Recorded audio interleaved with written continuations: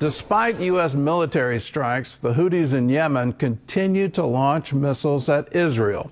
Hezbollah is also on the offensive, firing rockets from southern Lebanon. Well, in Jerusalem, Benjamin Netanyahu told an international conference that anti-Semitism is a global disease.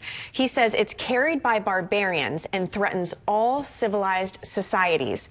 CBN's Chris Mitchell reports. Israelis ran for cover once again as the Houthis in Yemen launched 2 more missiles at Israel in the middle of the day on Thursday. Interceptors shot both of them down. The U.S. has been hitting the Houthis with air and missile strikes for 2 weeks now in an attempt to halt their attacks on Israel and global shipping passing through the Red Sea. President Trump says the Houthi attacks have killed many and disrupted international shipping, but the U.S. offensive is making an impact. The attacks have been very successful, even beyond our wildest expectations. We've hit them very hard, very successfully, and we're going to do it for a long time. The administration reportedly has sent another ceasefire proposal to Hamas, seeking the release of American hostage Edan Alexander and a breakthrough in ceasefire negotiations.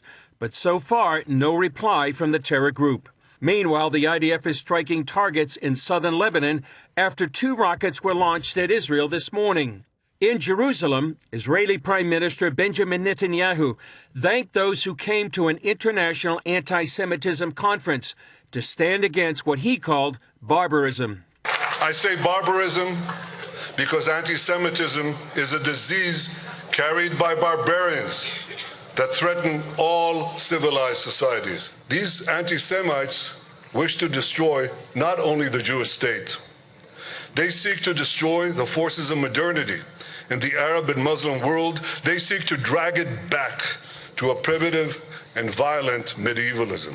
Netanyahu warned the fires of anti-Semitism are spreading across the Western world. They rage in Europe's capitals, in the Western press, in social media.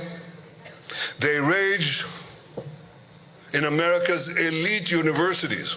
A Turkish student at Massachusetts elite Tufts University has been arrested by ICE agents for alleged pro-Hamas activities. Secretary of State Marco Rubio explained why Rumeysa Öztürk's visa has been yanked, and others would be as well. We gave you a visa to come and study and get a degree, not to become a social activist that tears up our university campuses. And if we've given you a visa and then you decide to do that, we're going to take it away. I encourage every country to do that. With the 500% spike in anti-Semitic incidents on American campuses, Congress is stepping in to help fight it. Universities have been put on notice. Failing to protect a student's civil rights will no longer be tolerated. If universities refuse to follow the law, to address discrimination on campuses, and to support Jewish students, then they should not expect the support of the federal taxpayer. Senator Cassidy also announced a probe into the activities of the group American Muslims for Palestine on college campuses, claiming its leaders have ties to Hamas. Chris Mitchell, CBN News, Jerusalem. Well, this Senate investigation into American Muslims for Palestine is really significant. Let me give you some other names of supposed nonprofit groups that have been formed, and it all has interlinking executives involved in all of them. Students for Justice in Palestine, Islamic Association for Palestine, and the head of American Muslims for Palestine is a UC Berkeley lecturer. His name is Hatem Bazayan. The Attorney General of the state of Virginia, right after October 7th, subpoenaed American Muslims for Palestine, wanted to look at their records. And so far, they've delayed it. There's even a federal judge last summer that supported the subpoena and ordered them to produce their records. And it's just amazing to me that they're able to sort of slip through our justice system without disclosing who's really funding this.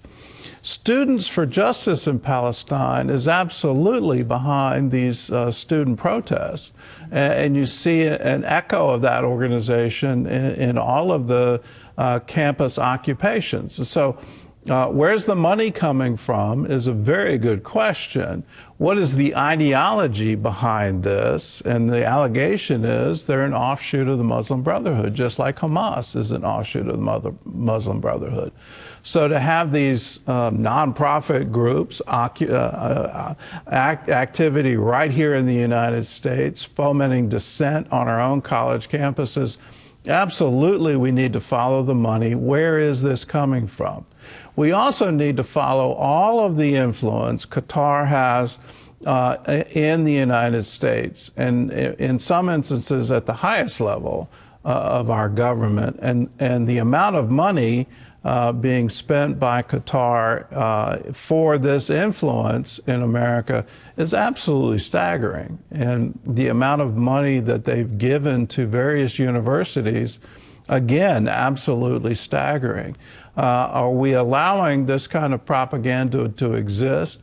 It shouldn't have escaped anybody's notice that where in the world do these students have enough money to purchase all of these posters, the matching tents? I mean, you look at it and it's obviously organized, it's obviously funded.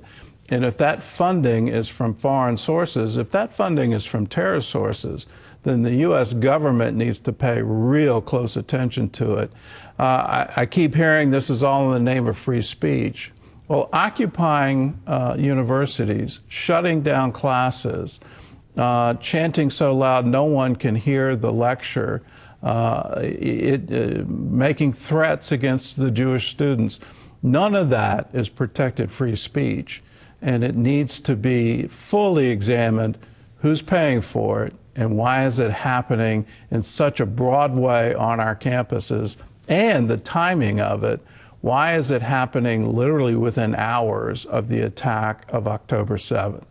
Those are very important questions. Let's make sure we get the answers. Are miracles real? Let's investigate. A lot of skeptics will say, well, miracles are impossible. Why?